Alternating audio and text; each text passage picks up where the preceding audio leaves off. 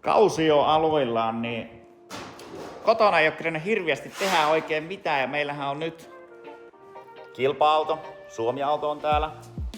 Siihen on alettu tekee samaa ohjaustehostin päivitys, eli vihdoin ja viimein saatiin tähänkin pumppu, niin Juha teki tuohon kiinnikkeen ja se olisi nyt siellä. Ja nyt sä oot aloittanut isomman projektin. Vähän siivotaan välissä. Mukavampi kesän aikana sitten verkkeellä rakentaa. Tai ainakin putsattua kaikki talven paskat pois. Kyllä, juuri näin. Eli tuota nurkkaa ei ole käytetty esimerkiksi tuolta pois sitten niin sen jälkeen kun tää on oikeastaan kasattu, niin Juha nyt otti tästä projektiin ja tehdään sillä, että saadaan nyt tehtyä tämmönen kevätsiivous tähän talliin. Niin se helpottaa sitten meitä, kun tosiaan värkätään täällä ja pystytään samalla, niin heitetään kato sitten ylimääräiset romut roskiin, mitä meillä on kertynyt. Niin tehdään semmonen juttu ja katsotaan millainen sitten se tulee. Ja tosiaan kilpailut on vähän vielä näitä päivityksiä kaikkia mitä on, niin katsotaan nekin tuosta, että miten ne kaikki rupeaa toimia. Eli siihen tulee samanlainen ohjaustosta ja pumppu kuin meidän Eurooppa-autossa on. Se on taas pitkästä aikaa Hakomatikki P430 duunissa. Elikkä se on lattian pesu. Aika hyvin lähti tuolta, missä oli tuota paskaa, niin jo nyt lähtökohtaisesti. Mutta kokeillaan nyt ajaa tällä läpi ja katsotaan, että minkälainen sitä tulee. Meillä on vähän jytympää pesuainetta tuossa, niin pitäisi olla ihan ok. Vaikka se 6/5 laite on, niin akut on huonot. Eli ei pystynyt peseen loppuun. Mä ajoin kuitenkin kerkesin sen verran, että kerkesin hinkata pesuaineen kaikki ja sitten kun mä rupean imeen tuolla sitä, niin sitten loppuvirta, mutta onneksi meillä Juhan kanssa virtaa lastata tämä lattia, mutta kyllä tulee puhtaan näköinen. Tää on ollut kyllä erinomainen ratkaisu tää lattia silloin aikaisemmin kun tehtiin, niin epoksilattia, että nyt on alkanut tulee muutamia kohtia, mitkä pitäisi korjata. Eli täällä kun on tippunut jotain, niin on tullut tuommoinen ja tuolta on lähtenyt pikkupalaa ja siitä on lähtenyt. Tää on pahi. Tää on jollain, en tiedä mitä tällä on tapahtunut. Sinne on lähtenyt menee vesikin tuonne alle, niin tää pitää nyt korjata mahdollisimman nopsasti pois sitten. Vähän oli puhe tuossa, että jos maalattaisiin ja teetettäisiin tähän uusi pinta tähän lattiahan, niin sitten se pysyy taas hyvänä. Eli tää oli semmonen mun mielestä tää lattia, että tämän pystyy niinkö pinnotuttaa vaan sillä lailla, että niitä ei tarvitse kokonaan tehdä uusiksi sitä. Laitetaan pikkukerros, ne vähän hioo sitä ja sitten niin heittää vaan siihen kerrokseen. Täällä on vähän piikkirenkaalla joskus vähän sutattu, niin on tuommoiset. Mutta pääpiirteet on tosi hyvässä kunnossa. Tuli puhasta. On siinä vähän ollut likaa, koska tuohon jäi tuommoisia vauhtiraitoja. Ja vedän muutaman kerran sitä pesasta tuolta, mutta on hyvä nykkelepainattu tekee remonttia. Katsoks sä, mitä mä teen? Eikö mua naurattaa, kun Paulus on aina naurannut kesällä mulle, se on ollut vieressä kahtumassa, kun mä oon täyttänyt tuommoista noin, kun SMS mä oon nukkunut rinterin perällä ilmapatjalla. Niin.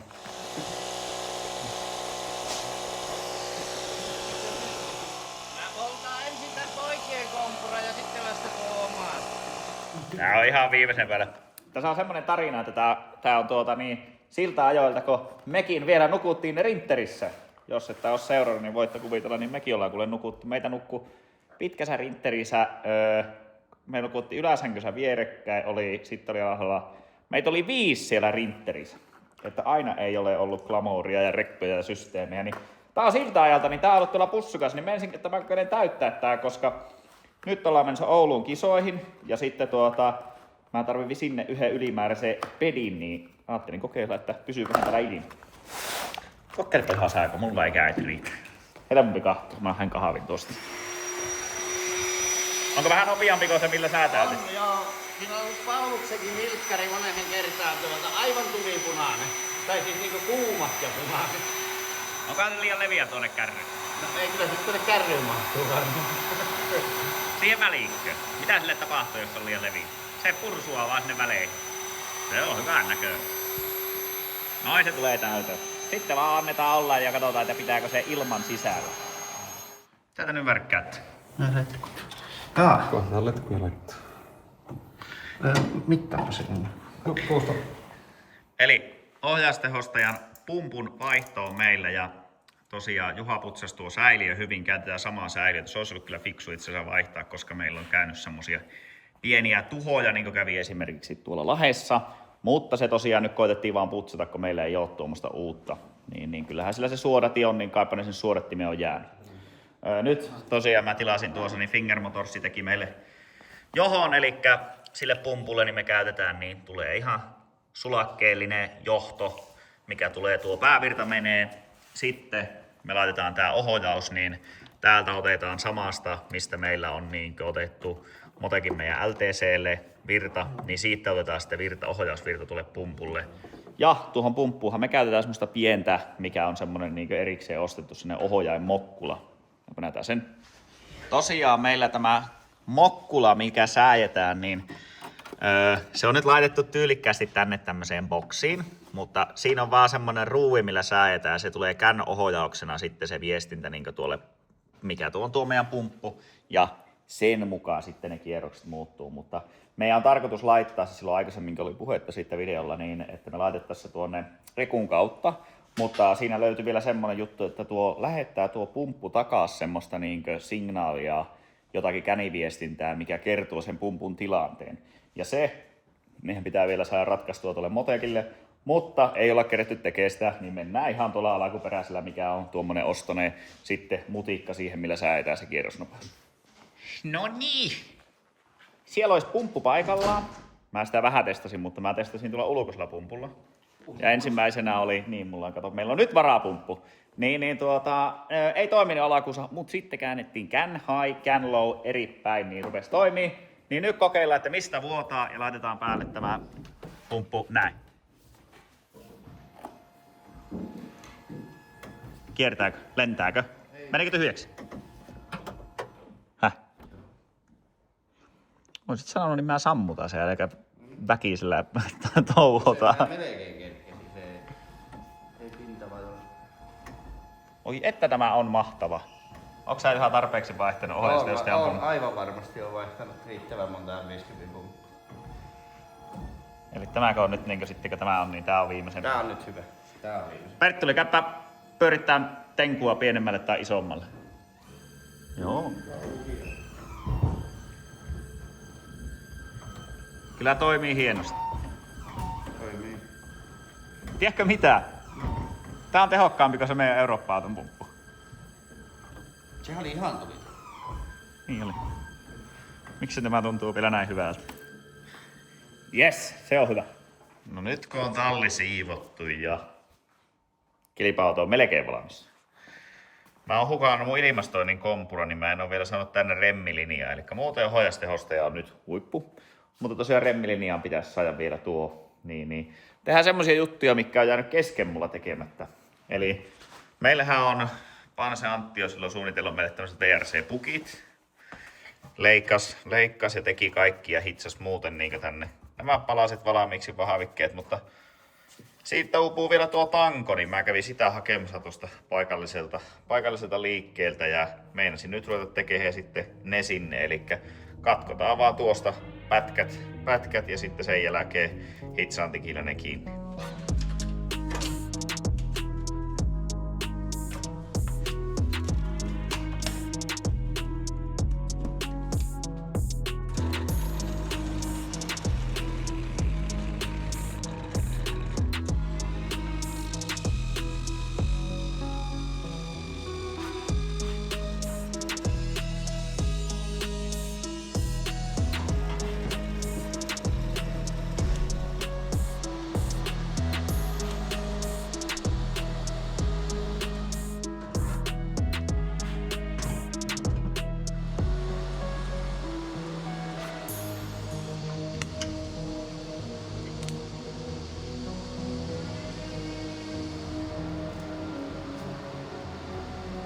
Siinä ne nyt ois.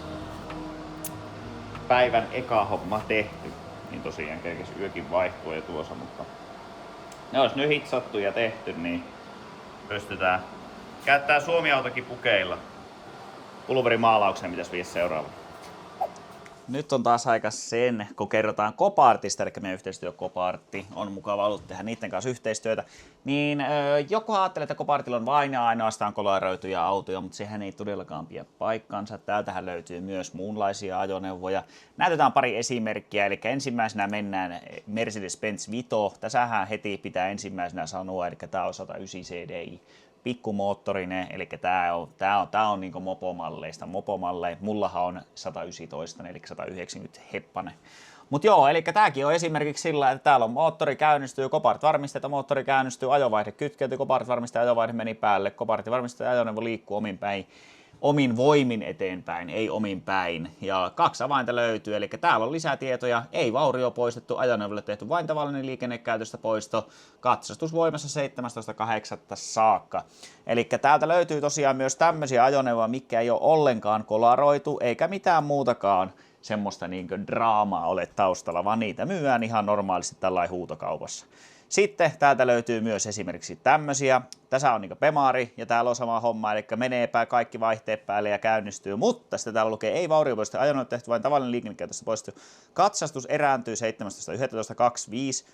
Vuotaa moottoriöljyä, ei tutkittukaan tarkemmin kopartin toiminnasta, eli täällä on tämmöisiä pikkuvikaisia. Ja löytyy myös semmosia, missä on koko moottorikin rikki, mutta käykäähän tsekkaa, siellä on kaikkia muuta kopartilla kaikista perämoottoreista veneisiin. Seuraavana hommana alkaakin kärryn varusteluja. Tosiaan mä hommasin tähän Brian Jamesin kärryn. Ja tää on aika iso kärry, mutta, ja tässä on tosi hyvin kantavuutta, mutta täällä ei aivan tilaa riitä, jos me laitetaan tuo kilpa-auto. Niin mä haluaisin saada renkaita enemmän, eli varsinkin tyhjiä hylsyjä ja näitä renkaita. Niin mä menisin, että mä tekisin tuonne katolle rengastelineen. Se miten mä teen se on sillä lailla, että täällähän on nyt tämmönen tämä meidän katto. Täällä menee putket täällä alapuolella parissa kohtaa. Niin mä meinasin, että mä laittaisin siihen tuommoiset palakit. Ja teen nuihin koroketta 10 senttisen. Mä pulttaan ne näihin kiinni täältä ja tuolta, tuolta ja tuolta. Nekö mä saan pultattua sinne kiinni, niin mä luulen, että siitä tulee ihan hyvä. Ja sitten siihen tulee sillä niin vaan niin pystyt näin. Pystyt tai mikään vaakaputket, jonka päälle sitten tuo rengas tulee. Eli ne putket menee sitten niin tästä ja tästä. Aloitetaan sillä, että mä teen ensimmäisenä ne korokkeet ja katsotaan miten se lähtee sitten eteen. Mä leikkasin 4 tämmöistä turvakaariputkia, niin 11 senttistä pätkää. Ja se tulee tähän näin. Eli tällä me nyt sitten korotetaan sitä tuolta jonkun verran tuolta katolta. Niin sitten ne mahtuu olemaan siellä hyvin. Tuolla on tosiaan nuo rautapalakit. Niin mä haluan pulttaa sen tuolta kiinni siihen. Niin mä otin rikan, hioin vähän sinkkiä pois siitä. Mä laitan siihen tämmösen 6-jakolapultin ja tuon mutterin tuohon noin.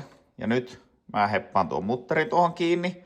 Ja sitten kun se mutteri on hepattu siihen kiinni, niin mä laitan sen tuohon noin. Ja sitten mä otan ton pultin pois. Niin mulla on kiinnitys sillä, että mä voisin tuolta kärryä sisältä pultata kiinni. Tulee hyvä. Kyllä nyt kelepaa, eli mä heitsasin nyt tuonne noit päätyt. Niin nyt mä saan sitten pultilla muuta kuin laittaa. Oi, onpa lämmin pultti. Oi, kauhea paikka. Ja mä suunnittelin sen nyt sillä lailla, että kun tää kirrataan, niin mä tosiaan teen tänne tuosta kohtaa, niin mulla tulee reikä. Ja tää on tuolla katon puolella.